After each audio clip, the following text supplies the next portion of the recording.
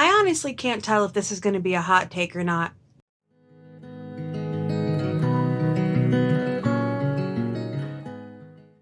Hello, my name is Margaret Adele, and welcome to a rambling discussion on the importance of having an author blacklist. Specifically, if you are a reader or reviewer of books posting content about said books in the online public space, it is vitally important that you keep and maintain a list of authors whose work you will not engage with, or maybe whose work you will only engage with when you are feeling really daring. And I know this sounds really negative, mostly because the cultural zeitgeist of our day tends to view the very concept of blacklist as negative, mostly due to the Hollywood stories about them. There have been so many cases where a celebrity was speaking about some kind of political cause that higher-ups on the ladder in the culture of Hollywood decided that they didn't like, and so that person was blacklisted from career opportunities. And as a result, the entire concept of blacklist has gotten a bad rap. However, it's not that people were blacklisted, it was that those people were blacklisted for political reasons.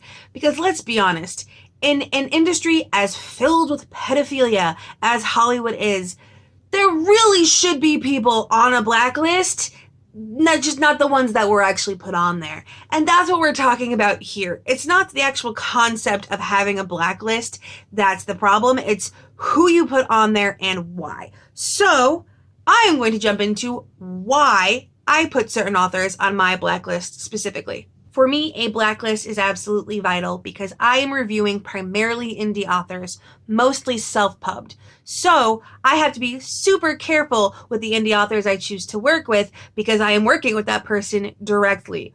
Only rarely is there any kind of middle person as a contact. The vast majority of the time, it is that author directly who is emailing me, following me, will be watching the content, and most likely responding to the content. And as a result, I have to make sure that that person is going to be the most likely type to not retaliate if they decide they don't like what's in my reviews. Namely, how do they view negative reviews as a whole? The number one reason most authors will end up on my blacklist is bad-mouthing the very idea of a negative review. And in some cases, the way they talk about it could actually sound pretty benign, but again, as someone who's going to be interacting with them directly, I can't necessarily risk it. So for example, if I am on Twitter usually and I see authors talking about how, well, I just don't understand why anyone has to be negative, there's no reason for a review under a 3-star, I will look through, see that they are an author, and without ever interacting with them, will put their name on the list. This might seem harsh to some people, but in my review work, I have often given books as low as 2 stars. I've never given a 1-star because I'll DNF before I get there and I don't do DNF reviews, but I will give as low as a 2-star. And if I cannot trust that the author is going to at least accept that civilly, if nothing else, then I'm not going to risk working with them at all. On top of that, knowing that an author has that opinion would actually lessen my enjoyment of the book. Because if I'm reading a book for review, knowing that this author is going to maybe even be vocal about a review if it's negative, that's just going to be in the back of my mind constantly as I review. I'm not going to be wholly engrossed by the work. I'm going to be thinking of, what do I do if this is less than a 4-star? Because yes, some of these authors that I've seen and have put on my blacklist have talked about anything under a 4-star being too negative. Even a 3 is apparently too negative when I think that objectively a 3 should be a neutral position of a rating because it is exactly halfway between 1 and 5. But that's a whole other discussion. Yes, the obligatory note here, because everyone always has to make this note, even though for me it seems so obvious. Hating on a review for being racist, homophobic, any of the isms, that's not what I'm referring to here. You're not hating on that review for being negative, you're hating on it for being racist, homophobic, whatever. That's different from just disliking the very concept of a negative, less than stellar review. Okay? Separate things.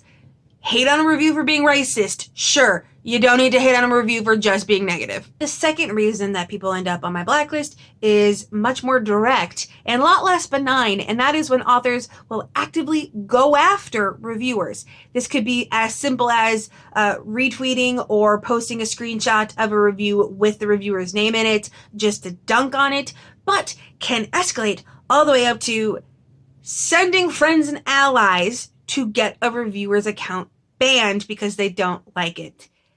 Yes, y'all know what I'm talking about. No, I'm not saying the name. And yes, of course, she's on the list. Regardless, this is one of the most important things. If you feel bad about putting authors that speak negatively about negative reviews on your blacklist, I get it. That's fine. But please do me a favor. For your own safety, keep an eye out for the authors that do that kind of thing, and please steer clear of them. I know everyone thinks that, oh, I'm going to weather this storm. That author can't get me. Everyone's so strong until the author's got 1 million followers on Book Talk. Please, if you are not prepared to go to literal battle over a review, I am begging you, use your blacklist. The third reason is the rarest, and that is when an author disrespects me directly in our interactions. And this really is rare. I know a lot of reviewers get really iffy about reviewing indie books because they're afraid of having to talk to authors directly. But for point of reference, I am entering my fourth year of being an indie reviewer. Addendum, I've been doing this for 4 years. I'm entering my 5th year. Time is a social construct.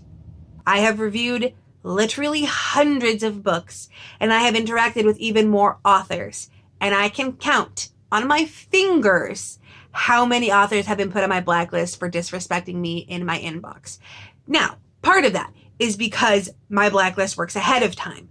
If I see an author attacking reviewers or being disrespectful about reviews on social media, I block them and put them on a list, which helps to avoid that at all. If they can't see me on Twitter, they don't usually know that I'm open for review requests. But also, in general, the vast majority of authors, at least at first, are smart enough to not scare away reviewers. So it's not going to be something you come across regularly, but it does happen. Things like asking me to take down a review because it was in their space. A book's review spaces is never the author's. It's always the book's space, but regardless. Or things like, after I've said no, I don't want a review copy of this, no thank you, they'll send me the e-arc anyway. Instant on the blacklist. You do not respect my boundaries. You do not get to work with me at all. But again, thankfully, this is the rarest. It's not very commonplace. Most of the time, the blacklist I have is preventative, to prevent those kind of things from happening. And so far, it seems to be working. And now here comes the burning question. Well, Margaret, can we see the list? See the reasons they got put on the list? Because yes, your blacklist should always have the reasons next to the name. You're never going to remember every single drama that happens in the internet. But regardless, no, you will not. And why will you not? Because of Dungeons and Dragons TikTok. To make a very large, unwieldy drama as succinct as possible, there was a private conversation held in which one D&D TikTok creator gave a list of people, I believe they were asked, of creators that they did not trust in the community.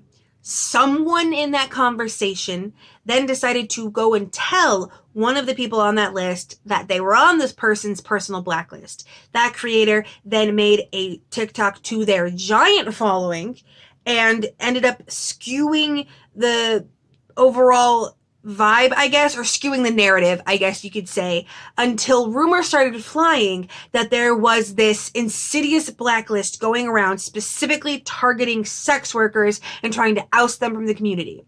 It took days of parsing it out because of deleted TikToks and because it was all hearsay to finally settle things down and realize that that specific anti-sex worker blacklist never existed in the first place.